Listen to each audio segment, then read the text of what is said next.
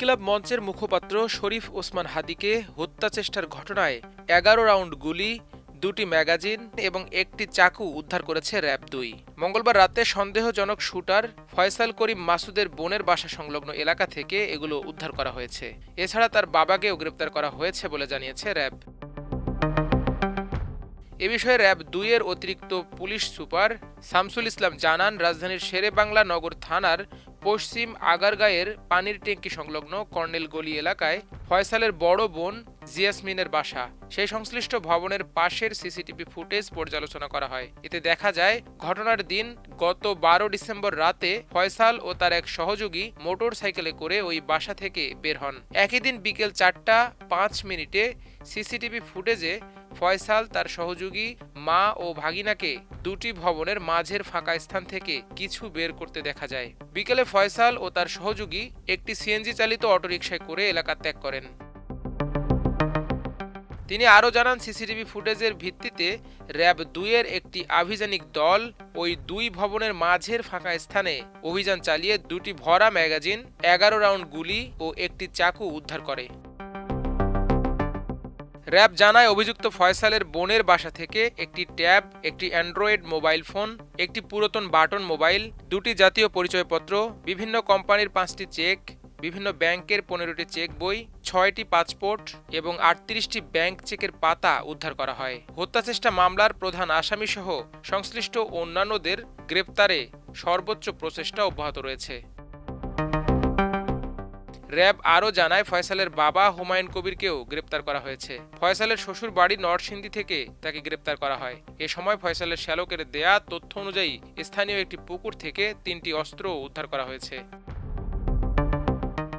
র্যাবের আইন ও গণমাধ্যম শাখার পরিচালক উইং কমান্ডার এম.জেড.এম ইন্তেখাব চৌধুরী জানান, ফয়সালের মাকেও রাতে র্যাবের কার্যালয়ে জিজ্ঞাসাবাদের জন্য আনা হয়েছে। এর আগে গত ১২ ডিসেম্বর রাজধানীর বিজয়নগরে ত্রয়োদশ সংসদ নির্বাচনে ঢাকা ৮ আসনের সম্ভাব্য প্রার্থী ওসমান হাদীকে চলন্ত মোটরসাইকেল থেকে গুলি করে হত্যার চেষ্টা করে দুই সন্ত্রাসী। তাদের এখনও গ্রেপ্তার করতে পারেনি আইন শৃঙ্খলা রক্ষাকারী বাহিনী। তবে এরই মধ্যে রটে গেছে যে হামলাকারীরা সীমান্ত অতিক্রম করে ভারতে পালিয়ে গেছে। হাদীর অবস্থা এখনও আশঙ্কাজনক। তাকে সোমবার উন্নত চিকিৎসার জন্য সিঙ্গাপুরে নেওয়া হয়েছে। বর্তমানে সিঙ্গাপুর জেনারেল হাসপাতালে চিকিৎসাধীন। ব্রেইন ছাড়া তার বাকি অর্গানগুলো কাজ করছে বলে জানা গেছে। মঙ্গলবার বাংলাদেশ সময় দুপুর ২:৩০টায় হাদীর সাথে সিঙ্গাপুরে থাকা তার বড় ভাই ওমর ফারুক চিকিৎসকদের বরাতে এ তথ্য জানান। ওমর ফারুক জানান, হাদীর ব্রেইন ছাড়া বাকি অর্গানগুলো কাজ করছে। ব্রেইনের ভিতরে বুলেটের টুকরো আটকে আছে, অপারেশন করতে হবে। তবে তার স্বাস্থ্য বর্তমানে অপারেশনের উপযুক্ত নয়। এ জাতীয় অপারেশনের জন্য যুক্তরাজ্য ও যুক্তরাষ্ট্র সেরা। তবে সিঙ্গাপুর থেকে লন্ডনে নেয়ার মতো তার শারীরিক অবস্থা বর্তমানে নেই।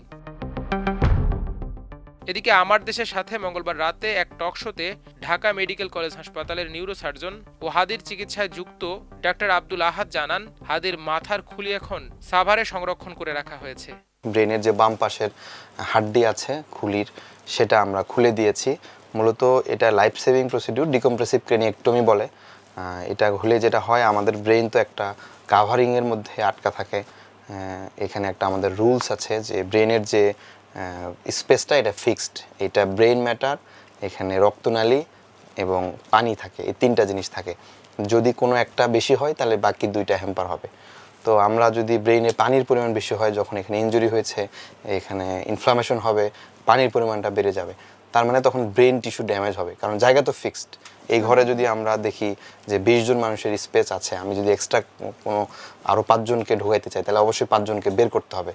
ঠিক একইভাবে যে ব্রেনের যে রুলস আছে, মনরো-কেলি ডক্ট্রিনস বলি আমরা, তো পানির পরিমাণ তো বেড়ে যাবে, তখন ব্রেন টিস্যু ড্যামেজ হয়ে যাবে। এটা যাতে না হয়, ব্রেনকে এক্সপান্ড করে দেওয়ার সুযোগ তৈরি হয়। এই কারণে আমরা বাম পাশের যে খুলির হাড্ডি আছে সেটাকে ফেলে দিয়েছি এবং কেটে সাভারে যে বোন ব্যাংক আছে প্রিজার্ভেশনের জন্য, সেই ব্যাংকে রাখা আছে। এ সময় ডাক্তার আব্দুল আহাদ হাদীর চিকিৎসায় গঠিত মেডিকেল বোর্ডের পর্যালোচনা অনুযায়ী হাদীর বর্তমান শারীরিক অবস্থা তুলে ধরেন। যে বর্তমান পরিস্থিতি আমরা জেনেছি যে তাকে উন্নত চিকিৎসার জন্য সিঙ্গাপুর জেনারেল হসপিটালে নেওয়া হয়েছে। তার অবস্থা আজকে লাস্ট পর্যন্ত আপডেট আগের মতোই ক্রিটিক্যাল বা স্ট্যাটিক।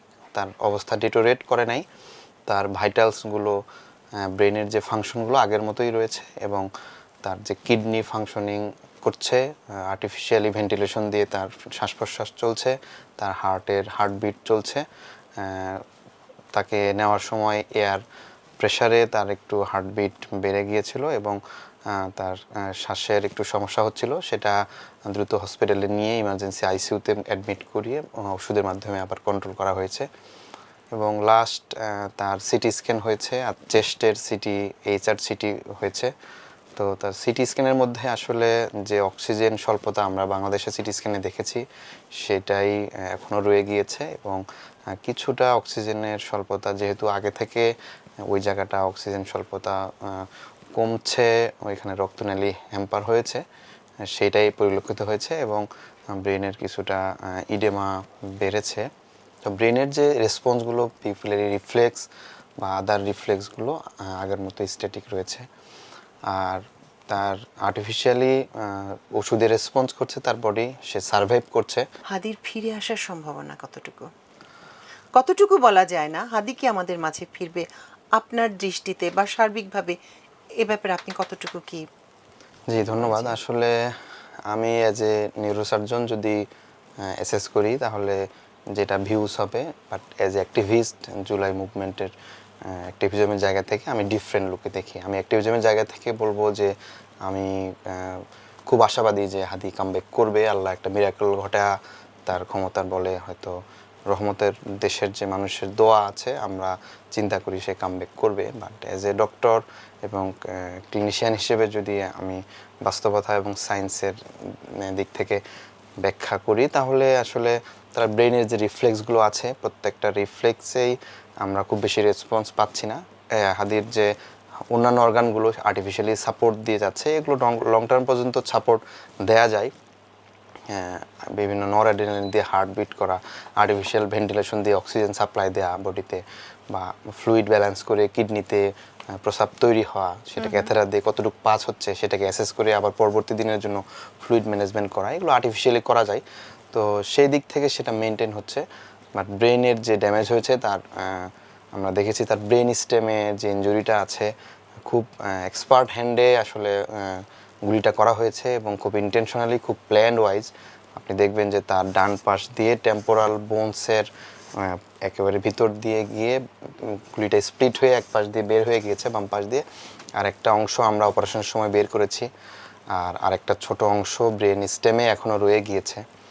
তো যে অংশটুকু আসলে ব্রেনে রয়ে গিয়েছে সেটা এমন একটা জায়গায় যেটা আমাদের ব্রেনের যে রক্ত চলাচলের একটা সার্কেল থাকে, সবগুলো রক্তনালী এসে একটা বিন্দুতে একত্রিত হয়, সার্কেল অফ উইলিস বলে, সবচেয়ে সেন্সিটিভ জায়গা আর কি, ওখানে গিয়ে আছে ওই গুলির অংশটুকু। ডিপ সিটের জায়গায়, এই কারণে আমরা রিস্ক নিয়ে নেই যে অপারেশনে ওই অংশটুকু বের করতে, অনেক কিছু ড্যামেজ হয়ে তারপরে ওই গুলিটা হয়তো বের করতে হতো। মালালার কন্ডিশন আর হাদিফের কন্ডিশনটা একটু ডিফারেন্ট। নিউরোসার্জিক্যাল অ্যাসপেক্ট থেকে যেই জায়গায় হাদিফের গুলিটা লেগেছে এটা খুব ক্রিটিক্যাল এবং ব্রেন স্টেমের একদম সামনে, যেখানে আমাদের রেসপিরেটরি এবং কার্ডিয়াক সেন্টার থাকে, শ্বাস এবং হৃদযন্ত্রের যে সেন্টারটা থাকে যেখান থেকে নিয়ন্ত্রিত হয়, সেই সেন্টারে আঘাত হয়েছে। বাট মালালার ক্ষেত্রে সেটা ব্রেনের সাইড দিয়ে গিয়েছিল এবং জ্ঞানের যে মাত্রা, জিসিএস স্কেল বলি, মালালার ক্ষেত্রে সেটা 9-10 ছিল, হাদিফের ক্ষেত্রে সেটা প্রথম থেকে আমরা 3 হিসেবে পেয়েছি। আর তার হচ্ছে কার্ডিয়াক অ্যারেস্টেরও হিস্ট্রি ছিল না, হাদিফের ক্ষেত্রে সেই কার্ডিয়াক অ্যারেস্টেরও হিস্ট্রি আছে। এদিকে হাদিকে হত্যা চেষ্টার ঘটনায় রাজধানীর পল্টন থানায় রোববার রাতে ইনকলাব মঞ্চের সদস্য সচিব আব্দুল্লাহ জাবের বাদী হয়ে মামলা করেন। মামলায় ফয়সাল সহ অজ্ঞাত পরিচয়ের ব্যক্তিদের আসামি করা হয়েছে। পরে মামলাটি ডিবিতে হস্তান্তর করা হয়। তবে এখন পর্যন্ত শুটার ফয়সাল ও মোটর সাইকেল চালক আলমগীরকে পাওয়া যায়নি। মাল্টিমিডিয়া ডেস্ক, আমার দেশ।